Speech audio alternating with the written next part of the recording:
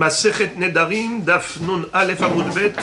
On va reprendre depuis Nun Aleph Amud Aleph la Mishnah qui est au bas de la page. Hanoder mimaase kedera eno asur ela mimaase rathata. Amar kunam hayored la kedera shani tohem asur bechol anaasa bikdera.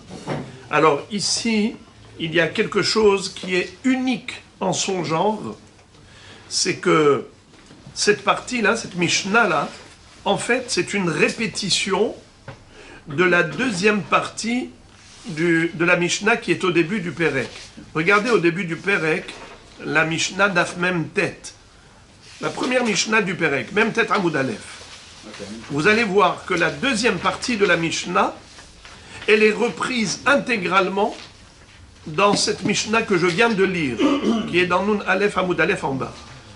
En réalité, ce sont ceux qui ont retranscrit la Gemara, qui ont recopié, qui ont repris cette partie-là et ils l'ont écrite ici. Parce que dans les Mishnayot, on n'a pas un doublon comme ça. Vous regardez, il n'y a pas de doublon. Ce sont deux parties de la première Mishnah, ou bien si on veut les séparer en deux, alors la première partie c'est une Mishnah, la deuxième partie c'est une autre Mishnah. Mais on ne peut pas faire un doublage pareil. Regardez, lisez la première Mishnah du Pérek. Hanoder minamevushal, mutar betzali ou bechaluk. Amar kunam tavshil she'eni tohem, asur bemaase kedera rach, ou mutar be'ave, ou mutar be'betza turmuta, ou bedalaat aremutza. Hanoder mimaase kedera, et là maintenant regardez, vous allez voir, c'est exactement les mêmes mots que notre Mishnah. Hanoder mimaase kedera, en asur ela mimaase rathata. Amar kunam hayored la kedera sheni tohem asur bechol hamitbashlim bakedera. Regardez ce que nous avons lu maintenant. Hanoder mimaase kedera en asur ela mimaase rathata. Amar kunam hayored la kedera sheni tohem asur bechol hanaasa bikdera. Donc, en fait, c'est presque mot pour mot. D'accord? Alors, c'est quoi cette histoire? C'est qu'en fait, comme j'ai dit, dans certaines éditions, la première Mishnah était séparée en deux. Dans certaines éditions, c'est séparé en deux, comme deux Mishnayot. Et dans d'autres éditions, ils ont mis les deux Mishnayot dans la même Mishnah. Mais ceux qui ont retranscrit la Gemara, ils ont fait les deux.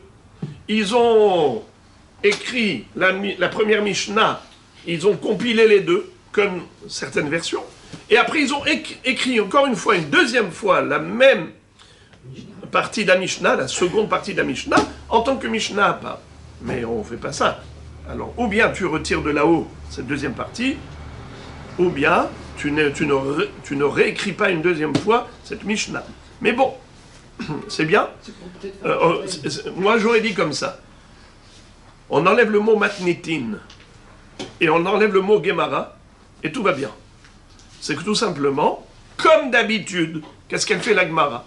Elle reprend des phrases de la Mishnah et elle les développe, elle les analyse. Eh bien, considérez que c'est ça exactement ce qu'on est en train de faire maintenant. C'est pas une Mishnah nouvelle, c'est un développement de la deuxième partie de la Mishnah qu'on a déjà vue. Alors, qu'est-ce qu'elle nous avait enseigné comme principe, la première Mishnah? Le principe était Bindarim Haler Ahar Leshon Bene Adam. Lorsqu'une personne veut s'interdire quelque chose, alors elle a la possibilité de le faire en employant des termes qui sont les siens. Je m'interdis de profiter de telle chose, ou je m'interdis de profiter de telle personne. Et le Issour aura lieu, comme la Torah nous le dit. Ishki don eder lachem ou ishava shevora, lesor isar nafsho, lo yachel devaro kechol ayotse mipiv yaz. Mais ce qu'on avait vu, c'est que les langages employés par les hommes, en général, ils sont plus ou moins précis. Mais ils varient en fonction des lieux dans lesquels nous habitons et en fonction des générations dans lesquelles nous vivons. C'est-à-dire que le même lachon, le même langage, dans un endroit, il a telle connotation, et dans un autre endroit, il a une autre connotation. Je vais, pour vous faire sourire, il y a des mots qui, dans le français a un sens, une signification, et au Canada, dans le français québécois, le même mot veut dire le contraire. Par exemple,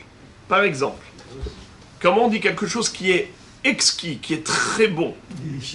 Hein? On dit délicieux, n'est-ce pas? Exquis, succulent. Au Canada, vous savez comment on dit? C'est écœurant. Écœurant, ça veut dire très très bon. Mais alors c'est écœurant, ça. C'est merveilleux. Pour un Français, écœurant, ça te dégoûte. Et pour un Québécois, dans le même mot, écœurant, ça veut dire excellent. Alors, donc maintenant, quelqu'un qui fait un éder, il emploie un terme. Ce terme, il veut dire quoi? Eh bien, ça dépend où tu habites, ça dépend dans quelle génération tu es. Qu'est-ce que les gens veulent dire au travers de ce terme? Alors, on avait vu dans la première Mishnah du Pérec 4 langages différents.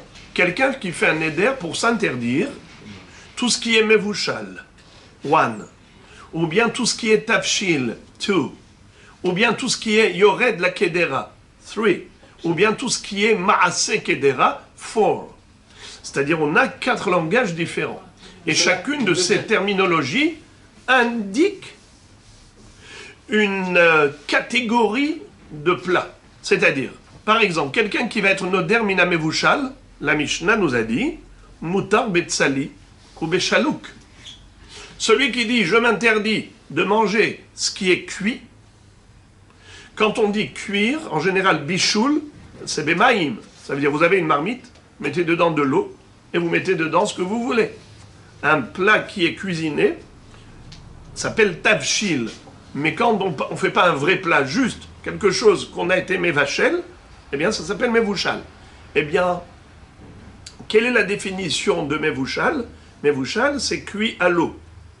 Ça exclut quoi? Ça exclut 2 éléments, nous avait dit la Mishnah. Tsali et chalouk. Tsali parce que c'est rôti au feu, à sec, il n'y a pas d'eau. C'est pas dans une marmite, c'est directement sur le feu. Ça s'appelle tsaloui. Ça peut être aussi tsli kedar. Ça peut être aussi à l'intérieur d'un kelim, mais sans eau. Donc, si le bonhomme il a dit « je m'interdis mevushal », ça exclut le tsali. Il ne pourra pas manger le mevushal, il pourra manger du tsali. Il pourra manger aussi du chalouk. Chalouk, c'était la marloquette entre le Ran et Rashi. D'après le Ran, chalouk, ça veut dire semi-cuit. D'après le Mefaresh, Rashi, le Roche également, c'est qu'au contraire, c'est trop bouilli. Quelque chose qui est bouilli longtemps s'appelle chalouk. Mais Kitsour, est-ce que le bonhomme pourra manger du chalouk? Oui, parce qu'il s'est interdit quoi? Que du mevushal. C'est ce que la Mishnah nous a enseigné. Ou encore, celui qui a dit « je m'interdis de manger du tavshil ». Quelle est la définition de tavshil? C'est un plat qui est fait pour accompagner le pain. On mange du pain, on ne mange pas du pain sec. On prend toutes sortes d'aliments qui vont accompagner le pain. Ça s'appelle tavshil, un plat. Ça exclut quoi? Tout ce qui n'accompagne pas le pain. Par exemple, la Mishnah nous avait dit mutar be'ave ve'asur be'rach. Par exemple, quelqu'un qui fait une bouillie avec de la semoule. On prend de la semoule, une petite bouillie. On peut accompagner le pain quand c'est un peu liquide, quand c'est mou. Mais si c'est sec, comme du couscous sec, et vous mangez avec ça du pain? Il y en a. Hein? Il y en a. La Gemara a dit Nahma ben Nahma. bravo, lahma be lahma ou nahma be nahama, c'est-à-dire que hane bablae tipshae, derchle nahma be nahama. Les bablim, ils sont tipshim, ils mangent du pain avec du pain. Eh bien, alors ça c'est. Même la semoule avec du pain, c'est Nahma ben Nahma. Oui. Donc le Tana de la Mishnah, qu'est-ce qu'il disait? Celui qui a dit je m'interdis tafshil, eh bien, il n'a pas le droit de manger de la daïsa qui est molle, mais il a le droit de manger de la daïsa qui est sèche, qui est dure. Parce que ça n'accompagne pas le pain. Mais la Gemara dit, attention, ça c'est en Eretz Israël, mais en Babylonie, on mangeait. On mangeait du pain avec du couscous sec. Alors, assour, parce que ça s'appelle tafshil. Ou anoder mimaase kedera. Assour, eno assour ela mimaase rathata. Celui qui s'interdit maase kedera, alors il s'interdit quoi? Maase rathata. What is it maase rathata? Alors là, on va voir tout de suite la différence entre Yored la Kedera et Maaserat Hata. C'est pour cela que maintenant je vous dis que cette partie-là, numéro 2 de la première Mishnah du Pérec, elle est reprise intégralement dans Daf Nun Aleph. Alors maintenant, je vous invite à regarder le Daf Nun Aleph. En bas. Hanoder mi Maase Kedera, eno asur, et là mi Maase Rathata. Rathata, ça veut dire rotéah. Quelque chose qui est brûlant. Quand on fait cuire quelque chose longtemps, alors regardez ce que dit le Ran. Le Ran dit que le mot rathata, maase rathata, ça veut dire quelque chose qui nécessite une longue cuisson. Et qu'est-ce qui nécessite une longue cuisson? Eh bien déjà les céréales et le riz. Regardez ce que dit le Ran. Mefaresh Birushalmi, au nom du Talmud de Jérusalem. Ezeu Maaserat Hata, Kegon, Hilka, Tragin, Tisani, Solet, Orez, Zarid, Arsan. Il a cité 7 noms différents de céréales ou de ce qui ressemble aux céréales comme le riz, qui nécessitent une longue cuisson. Alors vous avez raison. La viande aussi, ça nécessite une longue cuisson, à plus forte raison. La viande de bœuf, il faut longtemps pour cuire. Les légumes, non, ça cuit vite. Ou bien le poisson, ça cuit vite. Alors en 3 minutes, vous avez déjà cuit votre poisson. Qu'est-ce que tu as de courge? Ben oui, la courge cuit vite. Ou les céréales, pour rien que ce qu'ils ont cité. Tout, mais seulement... Par exemple, le chipolet de cheval, ça prend 3 minutes. Alors c'est ça. Voilà, donc eux, ils ont cité du blé. Tout ce qu'on voit ici, il y a du blé, il y a de comment on appelle ça? Non. Le blé coupé en plusieurs morceaux. C'est-à-dire qu'à l'époque, la semoule, elle était faite de manière très très précise. Vous avez des grains entiers, vous avez des grains coupés en 2, vous avez des grains coupés en 3, des grains coupés en 4 et coupés en 5. Et chaque chose porte un nom différent au niveau de la semoule. Non, ça ne fait pas partie de ça. Qu'est-ce que ça veut dire rapide et pas rapide? C'est quoi les temps? Ah, Chazak ou Baruch. Alors ça fait couler de l'encre. Qu'est-ce qu'on appelle? Quel est le temps? C'est un œuf? Non, un œuf, c'est sûr que ça cuit très vite. Un œuf, par exemple, c'est pas Maaserat Hata. C'est quelque chose qui ne nécessite pas du tout une longue cuisson. Vous mettez dans de l'eau bouillante, après quelques minutes, vous avez déjà un œuf qui est cuit. Donc, on ne parle pas de caler à bichoul, ça c'est évident. Mais en tout cas, le Talmud de Yerushalmi nous a donné quelque part la limite. Voilà ce qui s'appelle longue cuisson, le temps nécessaire pour cuire toutes ces semoules-là. Donc moins que ça, c'est pas Maaserat Hata. Ce qui est plus que ça, à plus forte raison que c'est Maaserat Hata. Donc voilà le baromètre pour savoir. Tu prends ces 7 éléments-là, tu vois combien de temps ça met pour cuire. Moins que ça s'appelle pas Maaserat Hata. Plus que ça, les oui. moyens de cuisson d'avant et les moyens de cuisson d'aujourd'hui sont beaucoup plus. C'est vrai. Si c'est une plaque à induction. Exactement. Non, mais pas ça, non. Même Non, une même cocotte le minute. feu à gaz. Une cocotte minute. C'est beaucoup plus rapide Aujourd'hui, que- on cuit des plats en. Il y a les ninjas maintenant. C'est Oui, vrai. il y a les ninjas. C'est vrai. Alors, il faut penser à une marmite classique. Voilà. Alors, Anoder Mimaase Kedera, Eno Asur Ela Mimaase Rathata. Donc, quand il a dit je m'interdis Maase Kedera, alors il ne sera frappé d'interdiction que par rapport à des plats qui nécessitent une longue cuisson. Mais si ça ne nécessite pas une longue cuisson, par exemple des œufs, par exemple du poisson, qui cuisent très vite, eh bien c'est motard. Par contre, Amar Kuna Mayore de la Kedera Shani Toem. Le bonhomme a dit, je m'interdis tout ce qui rentre dans la marmite. Assur Becholana Asabigdera.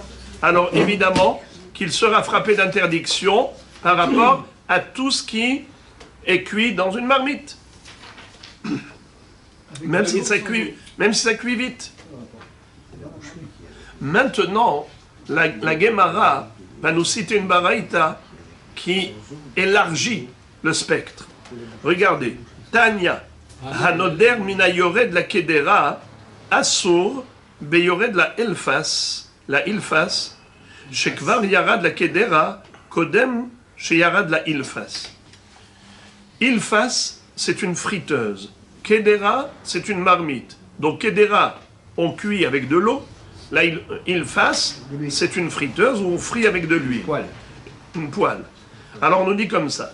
Hanoder mina yored la kedera, asur, yored la ilfas, shekvar yarad la kedera, kodem sheyored la ilfas. C'est-à-dire, ils avaient en général une façon de cuisiner qu'on ne connaît pas beaucoup aujourd'hui. C'est qu'ils d'abord, ils allaient bouillir l'aliment, ce qu'on appelle le pré-cuire, et ensuite le passer dans la friteuse. D'accord? Donc le ikar du bichoul s'est fait dans la gdera et après la finition se fait dans la friteuse. Celui qui dit je m'interdis de manger tout ce qui rentre dans la marmite, eh bien il n'a pas le droit de manger ce qui sort de la friteuse. Pourquoi? Car si ça sort de la friteuse, alors forcément c'est déjà passé dans la marmite. Et puisqu'il a dit « je m'interdis à Yored la Kedera », eh bien il ne pourra pas manger ce qui sort de la friteuse puisque c'était déjà Yored la Kedera. Par contre, celui qui s'interdit « mina Yored la Ilfas », « mutar ba Yored la Kedera ». Celui qui s'est interdit de manger ce qui sort de la friteuse, eh bien il a le droit de manger ce qui rentre dans la marmite et qui n'est pas encore passé à la friteuse. Question, quel est le ridouche? Mais c'est évident. Le Ran dit que le ridouche, c'est qu'on aurait pu croire qu'étant donné que l'aliment qu'on passe dans la kedera, finalement, il va passer dans la friteuse, alors peut-être qu'il faudrait lui interdire de manger l'aliment qui sort de la kedera, car généralement, un tel aliment était censé passer ensuite à la friteuse, mais on n'interdit pas, puisque il faut s'y tenir à ses paroles stricto sensu. Il a dit, minha ilfas, tu n'interdis que ce qui sort du ilfas. Tu n'interdis pas ce qui y aurait de la kedera parce que c'était censé passer par le ilfas. Non. Concrètement, c'est rentré dans le ilfas? Non, permis. Gemara. Donc, la Gemara continue et nous dit Mina naasa ba kedera, mutar ba ilfas. Mina naasa ba ilfas, mutar ba naasa ba kedera. Également, idem, si le bonhomme a fait un éder de s'interdire de manger ce qui est fait dans la marmite, ce qui est cuit dans la marmite, eh bien, il a le droit de manger ce qui est frit dans l'huile. Si c'est interdit de manger ce qui a frit dans l'huile, il a le droit de manger machena asa ba kedera. Alors, le Ran à ce propos, regardez s'il vous plaît sur le côté gauche. Minana asa kedera mutar b'maase ilfas, mishum de naasa gmar asiya mashma, ou mishum achim mutar b'naasa ba ilfas, afal pi shekvar yarad la kedera, mishum de mikol makom gmar asiyato lo haya ba kedera. Ici, il y a un grand hidouche. L'homme s'est interdit quoi? S'il s'était interdit Ayored la kedera, alors il n'a pas le droit de manger ce qui sort du ilfas. Pourquoi? Parce qu'avant de rentrer dans la friteuse, il est déjà passé dans la kedera. Ça s'appelle Yored la kedera. Mais là, ce monsieur a dit, je m'interdis, non pas Yored la kedera, je m'interdis Hanaasa Bakedera. Quelle est la différence entre Yored Bakedera et Naasa Bakedera? Bravo. Yored la Kedera, c'est un passage rapide. Parce qu'après avoir été mis dans la marmite, il sera mis également dans la friteuse. Ce qui fait que la finition, le complément de la cuisson s'est fait où? Dans la friteuse. Et dans la Gdera, c'était que Yored, c'était que transitoire. Tandis que celui qui s'est interdit de manger ce qui est Naasa Bakedera, ça veut dire ce qui a fini d'être cuit dans la Kedera. Mais si, quand on l'a mis dans la Gdera, il n'était pas encore complètement cuit, il fallait encore le passer dans la friteuse, eh bien c'est mouta. Il s'est interdit que Naasa Bekedera, il ne s'est pas interdit Hayored la Gdera. Vous voyez un petit peu les nuances? C'est extrêmement subtil. Ça veut dire que, une fois de plus, je le répète pour la énième fois, Bindarim, Haler, Ahar, Leshon, Bene Adam. Pour interdire un aliment ou n'importe quel profit d'un objet quelconque, tu vois comment les gens s'expriment. Qu'est-ce qu'on emploie comme terminologie pour indiquer quelque chose qui a totalement cuit dans une marmite? On l'appelle Naasa Bakdera. Comment on appelle quelque chose qui passe par la marmite, mais c'est que transitif, dans le sens où après, il va passer à la friteuse pour la finition. Celui-ci s'appelle Yored la Kedera. Yored la Kedera, il y a encore une étape après. Naasa Bakedera, il n'y a plus d'étape après. Ça y est, il est totalement cuit dans la Kedera. Alors celui qui a fait un éder de s'interdire chez Yored la Kedera, il n'a pas le droit de manger ce qui sort du ilfas. Parce que quand c'est sorti du ilfas, c'était déjà dans la Gdera, pré-cuit dans la Gdera auparavant. Et puis c'est interdit ce qui est Yored la Gdera.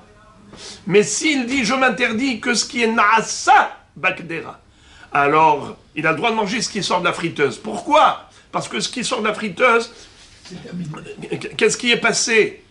Où c'était passé avant de rentrer dans la friteuse? C'est passé déjà dans un plat, dans une marmite. Mais c'était juste Yored, c'était pas Naasa. Et lui c'est interdit Naasa, il s'est pas interdit Yored. Vous voyez là la subtilité? Yored Nara? Yored, ça veut dire qu'il met dans la marmite, mais que pour pré-cuire. Mais pour saisir. Mais après ça, ça va être terminé où? Ça va être complété dans la friteuse. Alors si lui s'est interdit Kola Yored la Gdera, il n'a pas le droit de manger ce qui sort de la friteuse, parce que c'est déjà passé dans la Gdera. Mais s'il a dit je m'interdis de manger ce qui est Naasa Bagdera, alors ce qui sort de la friteuse n'a pas été Naasa Bagdera. Il a commencé dans la Gdera, mais il n'a pas terminé dans la Gdera. Donc Naasa, il faut que ça termine dans la Gdera. Alors lisons, Mina Naasa Bakedera, Mutar Naasa Bailfas. Il a le droit de manger ce qui sort de la friteuse, bien que c'est déjà passé par la Gdera. Inversement, pareil, Mina Naasa Bailfas, Mutar Naasa Bagdera, ou quelque chose qui a frit un petit peu dans le ilfas, mais ensuite on l'a mis dans la Kedera, et terminé dans la Kedera. Il a le droit de manger, même si c'était interdit le ilfas. Lui, c'est interdit de manger tout ce qui est Naasa dans la friteuse. Mais là, ça n'a pas été Naasa dans la friteuse, ça a commencé un peu dans la friteuse, mais ça s'est terminé dans la marmite, c'est Moutar. Ah, Naasa Bakedera, s'il a commencé avec l'ilfas, il termine la cuisson dans le Kedera. La Kedera, c'est assourd. Moutar, parce que lui, c'est interdit que Naasa Bailfas. Non, j'ai commencé par dire que quand il dit Naasa Bakedera, Ah oui, et ça passe d'abord à la friteuse, il y a des gens qui font des frites Exactement. moitié cuit, après... exactement. Exactement. Ça veut dire le mot Naasa, ça veut dire que c'est terminé. Encore. Hanoder mina yored la tanour. En assour et la bepat. Veimamar kolma se tanour alay. Assour bechol anaasim bat tanour. Quelqu'un qui dit je m'interdis ce qu'on met dans le four. Ou bien il dit je m'interdis tout ce qui sort du four. Quelle est la différence entre quelqu'un qui dit je m'interdis ce qu'on met dans le four, ou bien quelqu'un qui dit je m'interdis tout ce qui sort du four? La différence est très simple. Quand on dit tout ce qui sort du four, eh bien tout ce qui sort du four. Mais s'il dit ce qu'on met dans le four, en général, qu'est-ce qu'on met dans le four? C'est le pain. Donc s'il dit comme ça, il peut manger une dafina qui est... Bravo! Tout ce qui a pu cuire au four et qui n'est pas du pain, c'est permis. Parce que lui, il a dit, je m'interdis, hayored latano, ce qu'on met dans le four. Et qu'est-ce qu'on met dans le four? Dès que tu penses, on met dans le four, à quoi tu penses? Au pain. Je prends les DAF dans le four et tout ça, plein de plats, on mettait pour Shabbat à l'école. C'est vrai. On mettait les DAF qu'on a récupérés. C'est vrai. Mais ça, ce sera interdit que dans la mesure où il dirait kol hayored latano. Par exemple, si vous mettez du poisson au four, vous mettez de la viande à rôtir dans le four. Est-ce que c'est permis ou interdit? Permis. Eh bien, ça dépend. Si vous dites Hareini noder, mikol ayotse minat tanur, kol ma'aseh tanur alay, kol ma'aseh tanur alay. Eh bien, c'est sûr qu'il n'aura pas le droit de manger cette viande qui est passée au four. Mais si il a dit hayored la tanur, alors il fait allusion au pain. Il n'y a que le pain qui lui sera interdit, mais toute autre chose qui est cuit au four sera permis. Alors, on continue. Nouvelle Mishnah, je tourne la page. Nun Aleph Amud Bet. Min hakavush en asur ela min hakavush el yerek. Kavush she'ani to'em asur bechol hakvushim. Min hashaluk eno asur ela min hashaluk shel basar. Shaluk she'ani to'em asur bechol hashlukim. מה זה מן הירק? רק des végétales? On va tout de suite expliquer. Bezrat Hashem.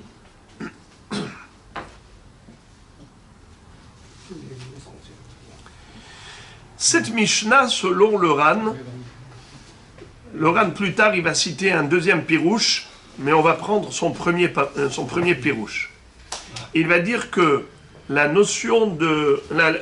toute cette Mishnah-là, et la Mishnah d'après également, en fait, nous enseigne un principe, lequel, c'est que lorsqu'une personne emploie un langage, si elle a précédé de l'article défini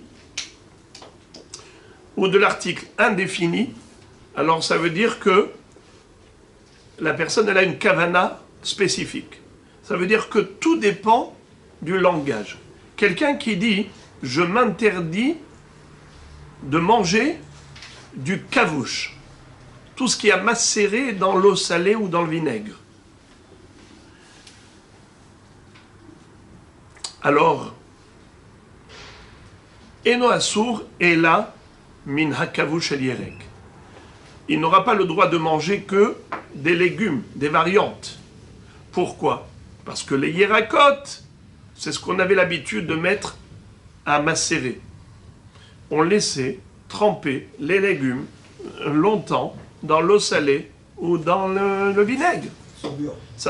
Dans la saumure. Ça s'appelle kavouche.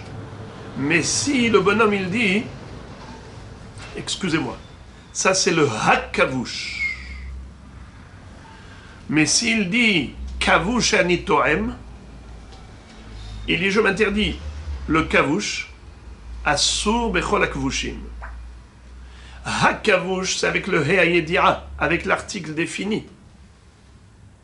Mais quand il dit kavouche, c'est sans le he'ayedi'a. Il n'y a pas d'article défini. Alors quand c'est avec l'article défini hakavouche, il fait allusion à ce qu'on a l'habitude de mettre à tremper dans le vinaigre. Qu'est-ce qu'on a comme habitude? Les légumes. Alors eno asur et la bekavouche, el yerek. Mais si on a par exemple un citron. Ou bien du poisson, par exemple. Vous avez des anchois. Vous avez des... Quoi, par exemple, encore qu'on met à macérer? Des sardines. Des sardines, bravo. Quoi encore? Du thon. Du poisson. Hein, le poisson qu'on met... Comment on appelle ça? Le herring. Herring, vous connaissez le herring? Le hareng. Le hareng. Alors... En anglais. Ouais, mais en yiddish, herring. Herring, c'est le hareng. Eh bien, tout cela, c'est kavouche. C'est macéré. C'est trempé. C'est conservé dans un vinaigre. Le hareng, on le fait fumer. On peut pas, ça dépend. Ça, c'est dans la nouvelle génération. Mais première génération, ils mettaient à tremper après le fumage. Eh bien, c'était donc toutes ces choses-là que vous mettez à conserver dans un liquide s'appelle kavouche. Quel est le din? Le din est le suivant. Si il a dit hakavouche, alors il ne s'interdit que ce qu'on met en conserve en général, à savoir yerakot, les légumes, les variantes. Mais s'il a dit je m'interdis de goûter au kavouche, et c'est tout ce qui est kavouche, tout ce qui est trempé, tout ce qui est plongé dans le liquide pour le mettre en conserve, tout cela est interdit. pareil, min hashalouk. Qu'est-ce que c'est que chalouk? Qui peut me rappeler c'est quoi chalouk? Chalouk, c'est bouilli. Alors on avait vu la mahloket entre le ran et le roche, à savoir quel est le sens ici de chalouk. Est-ce que chalouk ici c'est comme dans tout le chasse, ou chalouk ça veut dire bouilli longtemps, plus que mevochal, ou bien est-ce que chalouk ici ça veut dire le contraire, pas suffisamment cuit. Le ran dit qu'ici c'est différent de tout le chasse. Ici chalouk c'est semi-cuit. Ce n'est pas cuit complètement. Alors que dans tout le chasse, chalouk c'est très cuit. C'est comme ça que le roche le pense, même ici. Alors, peu importe, que l'on dise comme le ran, ou que l'on dise comme le roche, chacun selon sa traduction du mot chalouk, si la personne a dit hachalouk, ou elle a dit chalouk, ça change tout. Quand elle dit hachalouk, min hachalouk, eno asur, et la min hachalouk shel basar, chalouk she'ani to'er, asur bechol hashlukim. Moi, ici, je ressens plus le pirouge du roche, qui dit que chalouk, c'est très, très cuit. Cuit longtemps, longtemps. Si on prend ce pirouge du roche, c'est plus, on l'entend mieux. Pourquoi? Parce que quand tu dis ha-chalouk, quelque chose que l'on cuit longtemps, c'est quoi? Bassar. Ça, c'est ça, c'est marqué pas ça. Mais là, Bassar. Non, chalouk. Tandis que quand tu dis chalouk, chanit torem, asur bechol hashlukim, peu importe l'aliment qui était dans la marmite, s'il a cuit longtemps, il s'appelle chalouk. Eh bien, assour. Maintenant, d'après le ran, qui a dit que chalouk, c'est mi-cuit, eh bien, bassar, c'est rare de dire qu'on le cuit. La viande, il la faisait griller. C'est rare qu'il la faisait cuire avant. Donc, c'est peut-être par rapport à ça que le ran, il dit que c'est semi-cuit. C'est pas mal. Avant, on mangeait toujours la viande grillée. Dans leur temps, c'était grillé.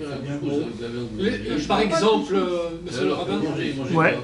les haricots verts, et même la plupart, il y a certains pays qui les mangent semi-cuits, et il y a les Marocains qui les mangent vraiment cuits. Chalouk. Très bien. Ok. Alors, ici, on préfère le pirouge du roche que le pirouge du ran au niveau du chalouk. Ok. Gemara. Amar le Rav Ahabere de Rav Ivia le Rav Ashi. Amar de Kavish, Maï, de Shalik, Maï, de Tzali, Maï, de Maliach, Maï. Hechin Mashma, Tivai. Alors, Rabotai, pour comprendre cette Gemara, je vous invite à lire la Mishnah d'après. Regardez la Mishnah d'après. Min Hatzali, Eno Asur ela min Hatzali shel Basar. Divrei Rabbi Yehuda. Tzali shani to'em, Asur bechol hatzluim. C'est-à-dire, lorsqu'une personne s'interdit de manger ce qui est grillé en général.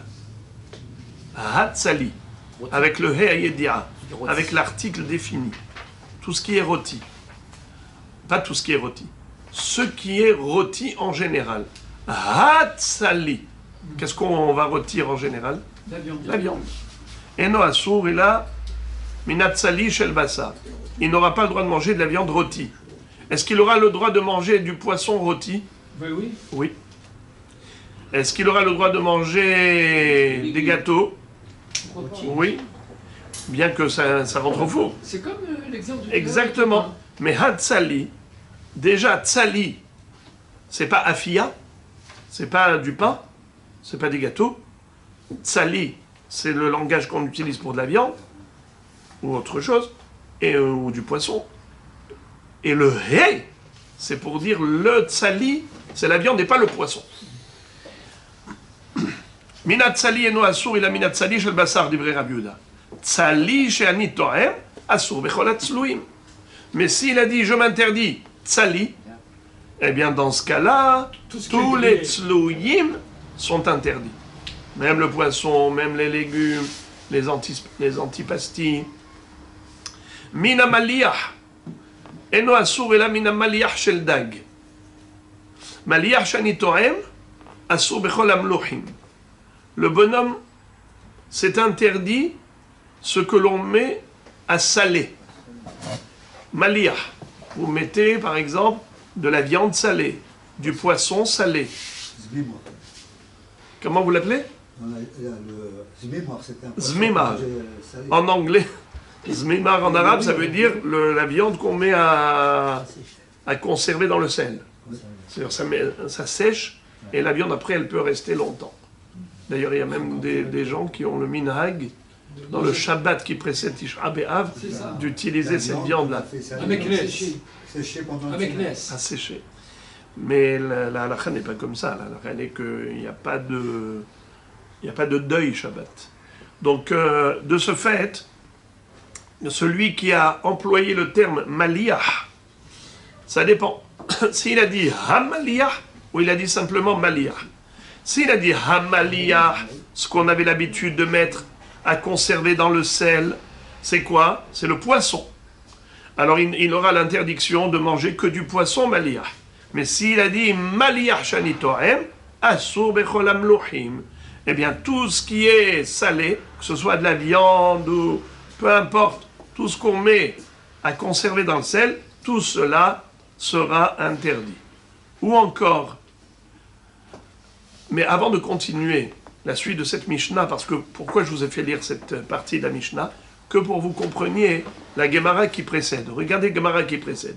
Amar le Ravacha bere de Rabivia le Ravashi. Ravacha, le fils de Rabivia, a posé la question à Ravashi. Amar de Kavish Maï, de Shalik Maï, de Tsali Maï, de Maliyah Maï, Hechin Mashma Tevae.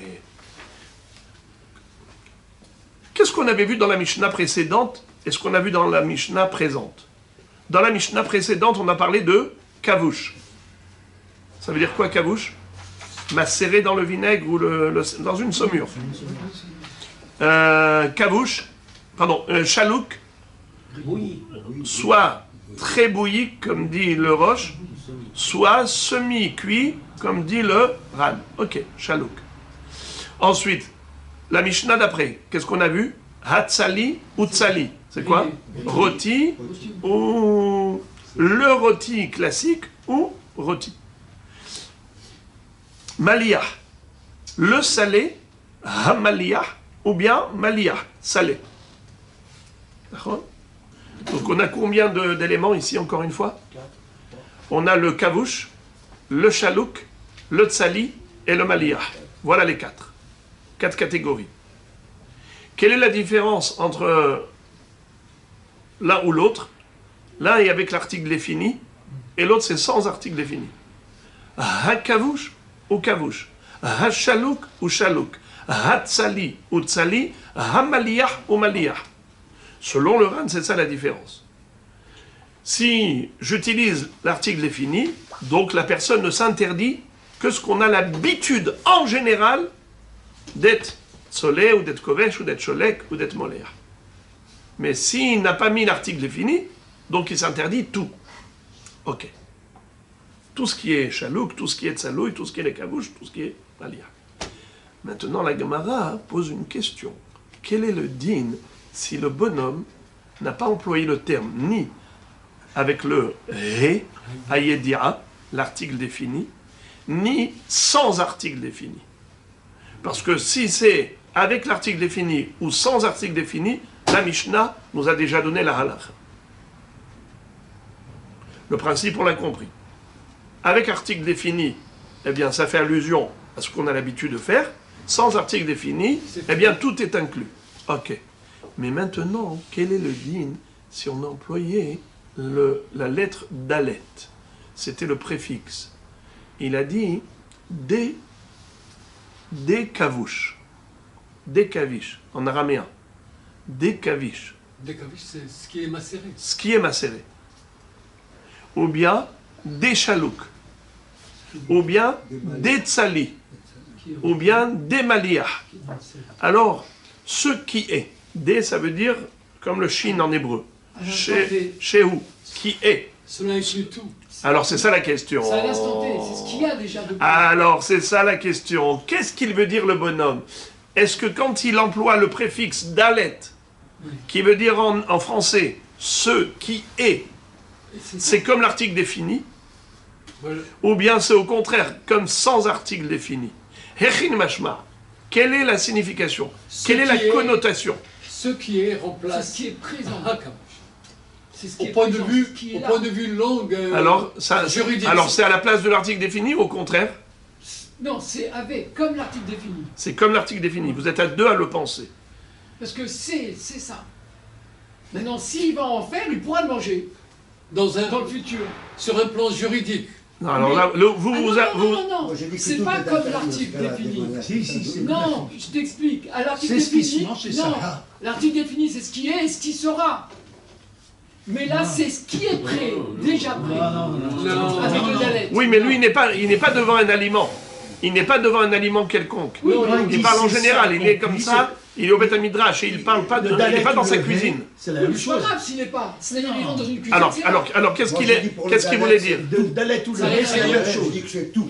C'est la même vraiment- chose. Parce que Dalet, ça veut dire ça. Ça, c'est comme Ré. Ah non, C'est ça. allez. Et Rabbi Matzliach, il dit le contraire de ce que vous dites. Comment on donne la raison pourquoi, au contraire? un Ouais, juge parce que, dans avec une l'article cour israélienne c'est ceux, aurait dit, comme ça doit se C'est faire. c'est ceux qui se si c'est pas qui- exclu, comme c'est rare, donc pas c'est vrai. inclus. Non, on dit ceux. Ceux, Oui, mais la question est de savoir quelle est la signification de ce qui est. Est-ce Ceux que qui- ça veut dire Ceux qui ont l'habitude d'être cuits comme ça. ce qui a l'habitude? Pas du tout. Mais lui dit non. Non. Eh ben, Alors, Ré. débrouillez-vous avec Rabbi Yeshua. Quel est votre prénom? Ah, Abraham. non, c'est- Maintenant, Rabbi c'est comme ça Abraham, qu'on le lui, dit, ça veut dire, c'est comme ça qu'on le Lui dit que ça dépend du juge. Il faudra demander au juge, parce que le Non, juge non, dit ce qui n'est pas inclus est Non, exclu. non, maintenant j'ai autre chose à vous dire. Dans la prière de Yom Kippour, prière de Avarianim, dit Asarna, Vedi Tabana, Vedi, c'est tout ce qui est. Oui, mais parce que Il y a pas là-bas... il y en a Ouais, pas. ouais. Oh non. Ouais, mais là, vous avez pris juste quelque chose qui va à contresens de ce que vous voulez dire. Parce qu'on commence... C'est quoi le premier mot? C'est quoi le premier mot De quoi? de ce texte-là? De ce texte. V, dit. Le premier mot. Benedar et avec. Ouais, mais le premier mot. dit à ça, non. Le premier mot! Oh, Ribono Shel Olam, c'est un passage que vous connaissez tous de Kippour. Il a cité quelque chose. Kol Nidre. Alors qu'est-ce que vous voulez? Kol. Là-bas c'est normal. Kol Dine Darna. Kol Nidre Dine Darna. Il a dit Kol. Vous voulez le dire en français tous ceux? Ben oui, mais non, mais là ce monsieur n'a pas dit tout Il seul. n'a pas dit ça. Dans Kol Nidre, vous n'avez aucune Mais preuve. vous avez traduit dit avec tous ceux. Jamais. Non, non, non. Jamais dit ça. Non, non. J'ai dit ce qui est. Ce qui est. Dans Kol Nidre là-bas, pourquoi Dine Darna? Ok, ce qui est, qu'est-ce que cela veut dire? Mais je sais, ça Ce fait qui est, que c'est ce qui est l'Agmara. là. C'est ce qui est. C'est la question de l'Agmara. Vous avez cru que vous allez pouvoir répondre à l'Agmara. L'Agmara, elle reste en tico. Tico, ça veut dire qu'il n'y a pas de réponse. L'Agmara reste en suspens. Mais vous aviez cru que vous allez pouvoir répondre à partir de Kol Nidre. Et Kol Nidre, c'est parce qu'il a dit Kol Nidre. C'est pour ça que dit Nedarna, ce que j'ai fait comme Neder. C'est par rapport au Kol Nidre. Comme j'ai dit, tous les Nedarim que j'ai pu faire. On n'a pas de preuve. L'Agmara dit Tivre. Et comme je l'ai dit plusieurs fois, que ma Seret Nedarim, elle est différente de tout le chasse. C'est que toujours on dit Teko. Quand on a une question qu'on laisse en suspens, on dit Teko. Mais dans ma Seret Nedarim, vous ne trouvez jamais Teko. C'est toujours Tivre. Tivre, ça veut dire la Baria, elle reste entière. Tzarech Hayoun. Exactement. Mais il y en a eu beaucoup qui sont restés en suspens là. Parce que... Il y en a 4, voilà, nous, ici. On a 4 léchonotes. Rappelez-moi lesquels? Non, si, on vient de les apprendre. Alors, on a appris Kavouch, Chalouk. Ouais. Oui. Alors, Kavouch, Chalouk, Tsalouy, Malia. Ok. Et c'est pour ça que je vous ai fait lire le début de la prochaine Mishnah, bien qu'on n'a pas encore étudié. Mais l'Agmara, au moment où elle pose la question, elle utilise même les léchonotes de la Mishnah d'après. La Gemara d'avant utilise les léchonotes de la Mishnah d'après. Alors je reprends la nouvelle Mishnah. Matnitin, minatzali eno asur ela minatzali shel basar. Divrei Rabbi Yehuda, tzali shani tohem asur bechol atzluim. Comme le Ran nous a expliqué que la différence entre hatzali et tzali, ça c'est avec l'article défini, donc c'est ce qu'on a l'habitude d'être solé, de mettre à rôtir, c'est de la viande. Et quand on dit tzali sans l'article défini, donc ça fait allusion à tout ce que l'on va rôtir, même du poisson ou autre. Minamaliyah, ce qu'on met en conserve dans le sel, et noassour et la minamaliyah chez le dag. Généralement, c'est le poisson qu'on avait l'habitude de saler. N'est-ce pas, aujourd'hui, c'est le saumon mariné et le naron. Le salé, au pareil, il y a la morue aussi. Oui, tous les poissons. Tous les poissons, quand on veut saler, en général, c'est les poissons. De la viande salée, c'est rarissime. Mais si le bonhomme a dit Maliyah Shani Torem, Asur Bechol Amlouchim, eh bien, interdit tout ce qu'on sale. Tout ce qu'on a pu saler, ça Asur. Dagim Shani Torem, Asur Bahem, Ben Bigdolim, Ben Bigtanim. Alors, à Botaï, qui veut me relire cette phrase que je viens de lire? Rien que la relire, c'est tout. Dagdagim. C'est quoi Dagdagim? Les poissons des poissons. Hein? Les poissons des poissons. Les poissons des poissons. Du poisson des poissons en ce qui concerne, c'est que... C'est le petit poisson, quoi. C'est quoi ce langage-là? Dagdagim. Il y a dag, il y a un poisson, des poissons, on va dire. Dagdagim, Shani Torem. Hein? Du poisson et des poissons. Dag, c'est un gros poisson. Du poisson des poissons en ce qui concerne ce que Dag, je... c'est un poisson. Dagim, c'est Poisson, pluriel. poisson, le meilleur. Alors, le bonhomme, il veut s'interdire dag ou il veut s'interdire dagim? Voilà, Dagim. Non. À tous les Il poissons. a dit comme ça, il a dit dag dagim shani torem. Le dag, ça veut dire que c'est un gros poisson. Et dagim, c'est le petit. Bravo. Asur bahen ben gdolim ben ktanim, ben melohim ben tefelim, ben haim ben mevushalim. Eh bien, cet homme-là n'aura pas le droit de manger ni des grands poissons ni des petits, qu'ils soient salés ou qu'ils soient fades, qu'ils soient crus ou qu'ils soient cuits. Tout est interdit, même le sushi, dans le sens où cet homme-là, il a dit, je m'interdis dag gadol. Dagim, c'est ce qu'on vend en général en vrac, comme par exemple des sardines. On ne vend pas une sardine. Un saumon, je te vends un saumon. Ça, c'est le dag. Mais des sardines ou des éperlans, je te vends en paquet. Donc un package. Donc, puisque ce monsieur, il a dit, je m'interdis dag, et je m'interdis aussi dagim, sous-entendu, il veut s'interdire les grands poissons et les petits poissons. Alors maintenant, quel est le din si le bonhomme, il s'interdit que dag? Un gros poisson. Bravo, que les grands poissons, pas les petits. Comment c'est le pluriel de dag? Oui, mais maintenant, si le bonhomme a dit, je m'interdis dagim, C'est dagim. oui, mais pourquoi est-ce que ce monsieur a employé ce terme? Il aurait pu dire dagim. Pourquoi il a dit dag? C'est qu'il veut dire, je m'interdis ce que l'on vend en général, tout seul, comme à la pièce, à l'unité. C'est les grands poissons qui se vendent à l'unité. Quand il dit dagim, ça veut dire qu'on les vend en quantité. Alors, ce qu'on vend en quantité, c'est des petits poissons.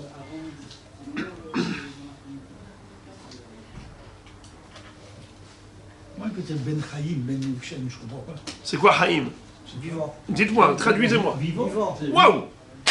Comment on dit de la viande crue? Ah,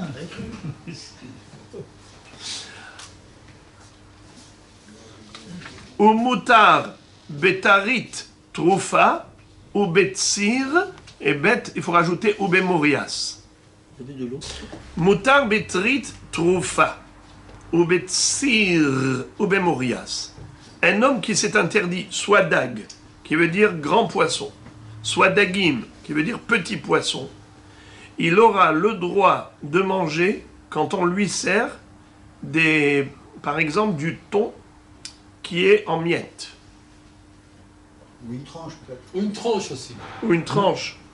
Ça veut dire que il s'est interdit que ce que l'on appelle en général le poisson ou les poissons. C'est ce que Rachid dit. Entier. Des tranches. Mais- Il est permis avec les tranches. Motar trit trouf. Alors maintenant, trit, pour nous les Français, on traduirait trit par truite, de la truite. La tranche, Mais- elle est interdite. Mais les Mefarshim disent que ça fait allusion à tuna, au thon. Alors le thon, qui est vendu généralement en miettes, en morceaux, eh bien, si on lui sert ça, c'est permis. Ça veut dire que c'est incroyable. Mais le thon en miettes, il est conservé. Oui, Mais là, il ne parle pas de conserver, il parle de dag qui est... oui. Mais un dag, maintenant, si j'ai un grand poisson qui est en conserve, permis ou interdit? Ça sera permis. Interdit. Alors pourquoi vous parlez de conserve? Ça change rien.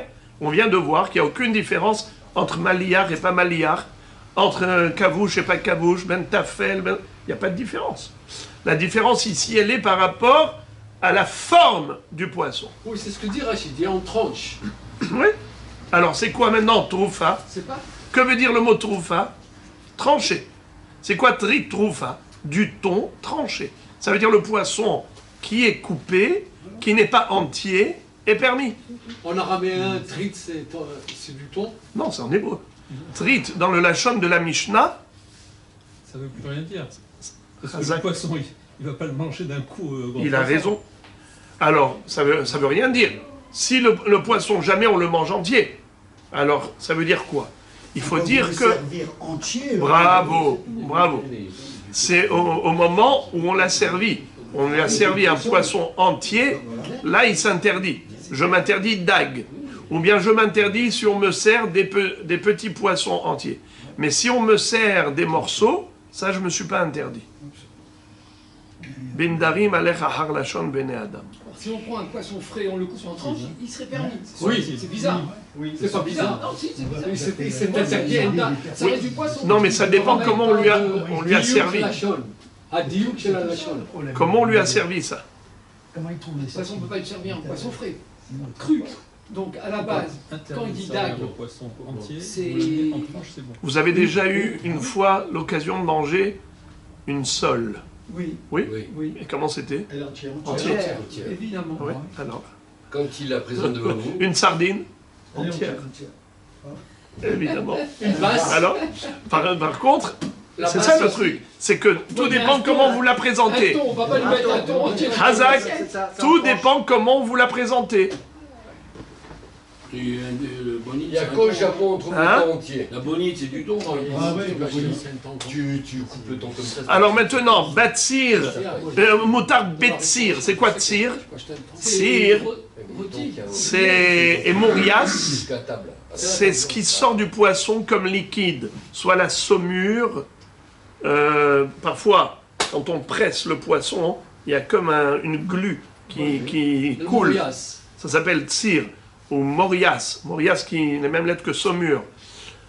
Alors il y a dedans des particules de poisson qui sont là-dedans. Ces particules-là ne sont pas interdites. D'accord? Moutar betsir ou morias. La différence entre tsir et morias, c'est que morias, il y a dedans que la matière grasse du poisson. Tandis que dans le tsir, il y a aussi la matière grasse du poisson, mais avec toutes sortes de sécrétions qui sortent du poisson. Maintenant, la Mishnah nous parle d'un nouveau cas. Anoder minatzahana. Asur betarit atrufa. Ou mutar betsir. Ou mutar batsir.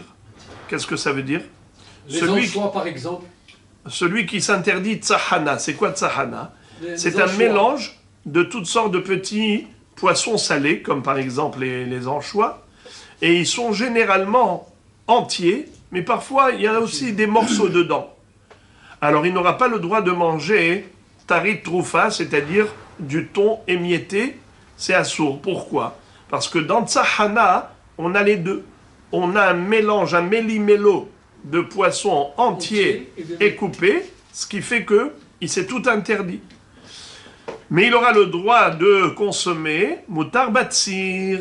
Tsir, c'est quoi? Et morias, comme on a expliqué, c'est que du liquide qui sort du poisson, que ce soit de la matière grasse ou que ce soit d'autres sécrétions.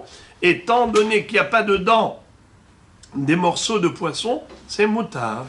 Anoder mitari et atrufa, moutar betsir ou bemorias. Relisez cette phrase-là. Anoder mitari trufa, la dernière phrase de la Mishnah. Anoder mitrit trufa, assur betsir ou bemorias, ou bien mutar betsir ou bemorias. Comment c'est écrit chez vous? C'est marqué un oder, bintari trufa mutar betsir ou morias. Très bien. Alors il faut savoir qu'il y a deux versions. Nous, comme on suit le RAN, on prend la version du RAN. Le RAN, il lit ici mutar, il ne lit pas assur. Voyez-vous? Un oder mitri trufa mutar betsir ou bemorias. Quelqu'un qui s'est interdit de manger des morceaux de poisson, et trit troufa, troufa c'est-à-dire tranché, eh bien il a le droit de consommer du tsir ou mourias, parce que c'est pas du poisson, c'est que la sécrétion du poisson. Très bien. Ok. Gemara. Tanya Rabbi Shimon ben Elazar Omer. Dag shani to'em asur bigdolim umutar baktanim.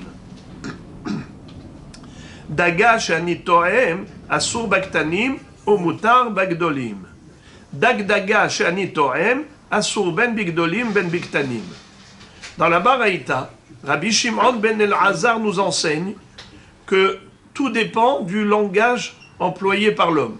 S'il a dit « je m'interdis de manger dag », alors il n'aura pas le droit de manger des grands poissons, mais il aura le droit de manger des petits poissons. S'il a dit « daga » au féminin, « daga shani torem », c'est le contraire. « asur baktanim ou mutar bagdolim ». Il n'aura pas le droit de manger des petits poissons, qui s'appellent daga, mais il pourra manger des grands poissons, puisqu'il s'est interdit daga, il ne s'est pas interdit dag. Mais s'il a dit les deux, dag, daga, shani to'em, asur ben bagdolim, ben baktanim. S'il a dit les deux, dag c'est grand poisson, daga petit poisson, donc il s'est tout interdit. Amar le Rav Papa le Abaye, mimai de dag shani to'em gadolu, dirtiv aimad Hashem dag gadol ivlo et Yona, ve'aktiv aitpalel Yona el Hashem Elohav, mimei had daga. Sur quoi tu t'appuies pour dire que la définition de dag, c'est grand poisson, et daga, au féminin, c'est petit poisson?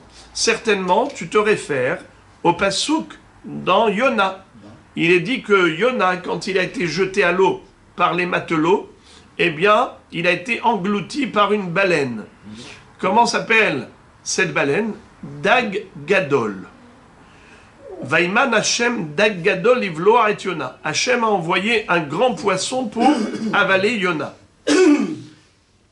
Alors donc tu vois que dag, Et daga, c'est gadol, la même chose. donc mashma, non. D'abord la question elle est comme ça. D'abord il lui dit a priori du mot dag au masculin, tu en déduis que c'est dag gadol. Donc dag gadol, c'est dag. On ne dit pas daga gdola, on dit dag gadol. Tu vois que quand on emploie au masculin, c'est là qu'on peut dire gadol. Mais si c'était au féminin, donc daga, c'est petit. C'est a priori, c'est ça la déduction que tu as faite. C'est de là que tu as déduit que dag c'est gadol et daga c'est ktana, parce que pour Yona, on a dit dag gadol et on n'a pas dit daga gdola. C'est faux. Car dans la suite du texte, dans le livre de Yona, il est écrit Ve'aktiv, va'itpalel Yona el Hashem Elohav mimei had-daga.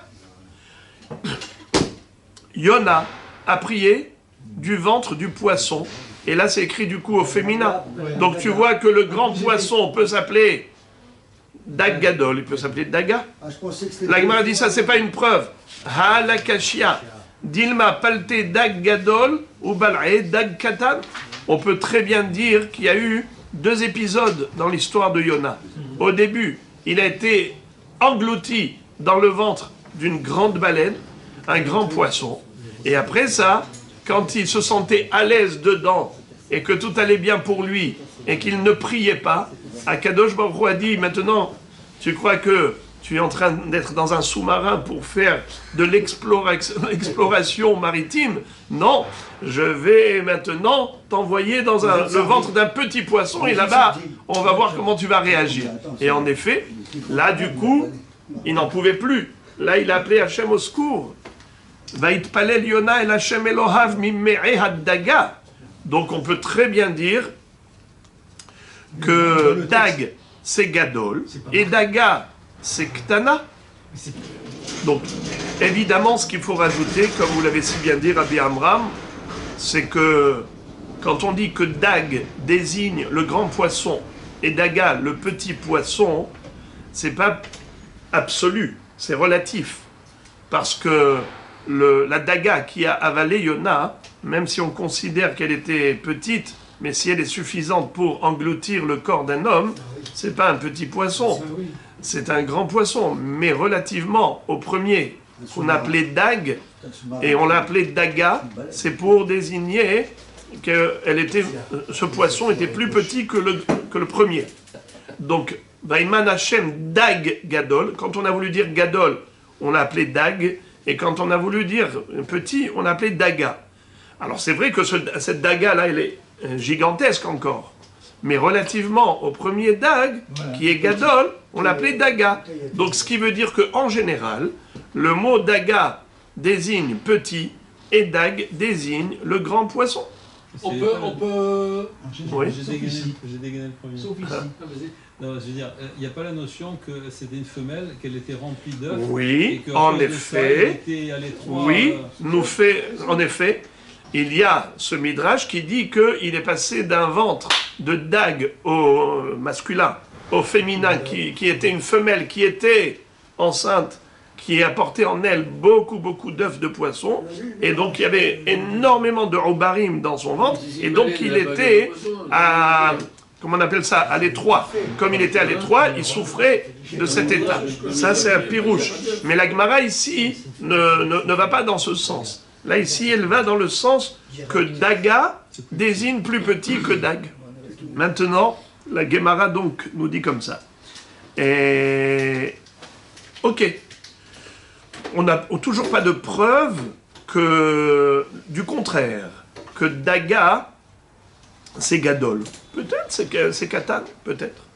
Alors Rav Papa dit, viens, dis-moi, tu penses que Daga, c'est petit? Alors comment tu comprends le pasouk? Ela, veha Daga, asher bay or, meta, ktanim metu, gedolim lo metu. Il est écrit qu'en Mitzrayim, au moment où Akadosh Baruch Hu a frappé le Nil et qu'il a transformé en sang, tous les poissons qui s'y trouvaient sont morts.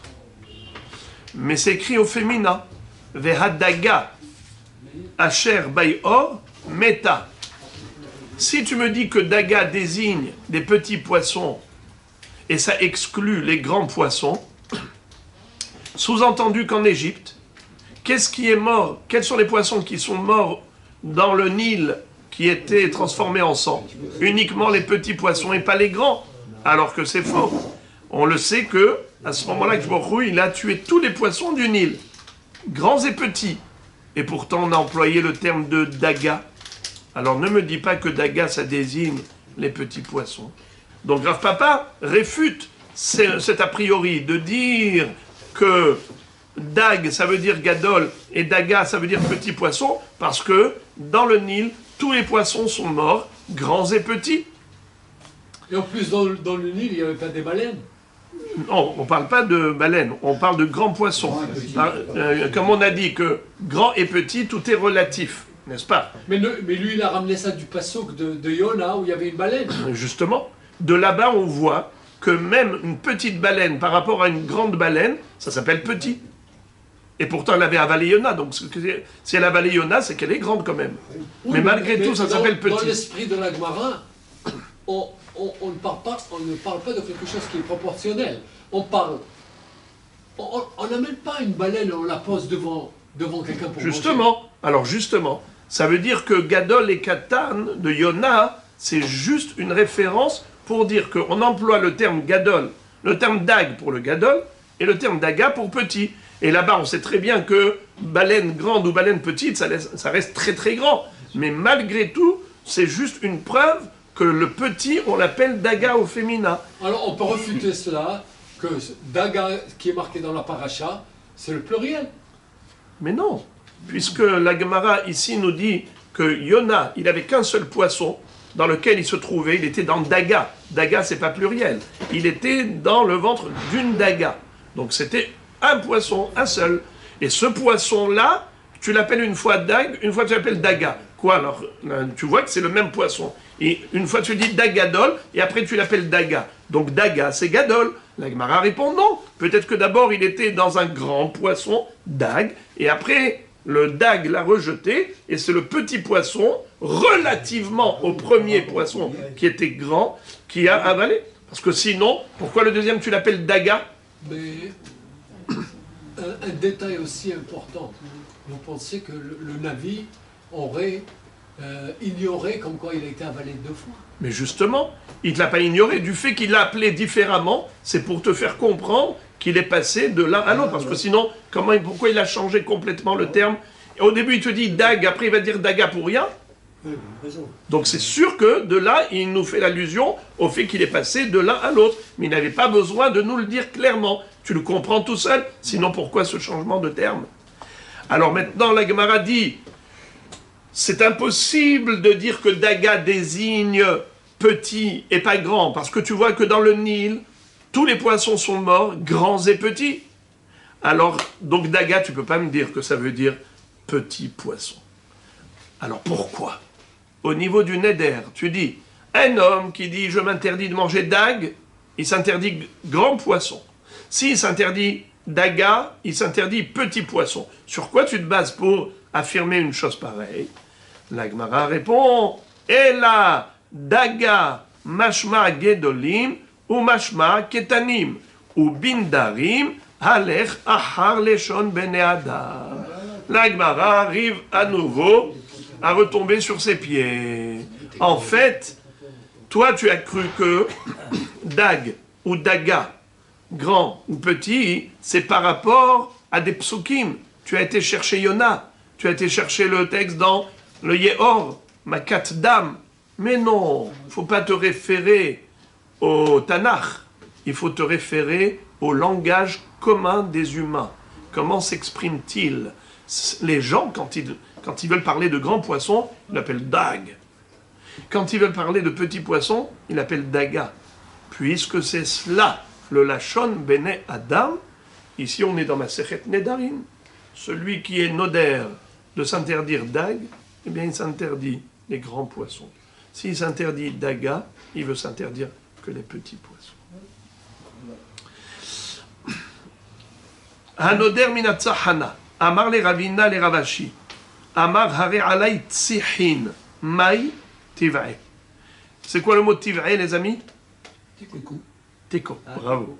Alors, encore un teko. Encore t'es couché, j'allais le dire. Si quelqu'un a employé le terme tsahana au pluriel, on avait dit que celui qui s'interdit tsahana, il a le droit de manger du tsir et du morias.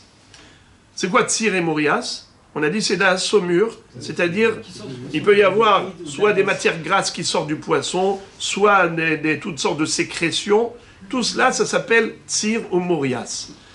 Si la personne s'est interdit tsahana, c'est quoi tsahana? On avait dit que c'était un méli-mélo de poissons, soit entiers, soit des tranches, soit des morceaux. Et tout est mélangé. Les morceaux avec les grands.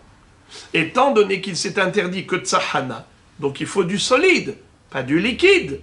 Il a le droit de consommer le liquide, parce qu'il s'est interdit que les solides, que les poissons entiers ou en morceaux. Mais il ne s'est pas interdit la sécrétion, il ne s'est pas interdit la saumure.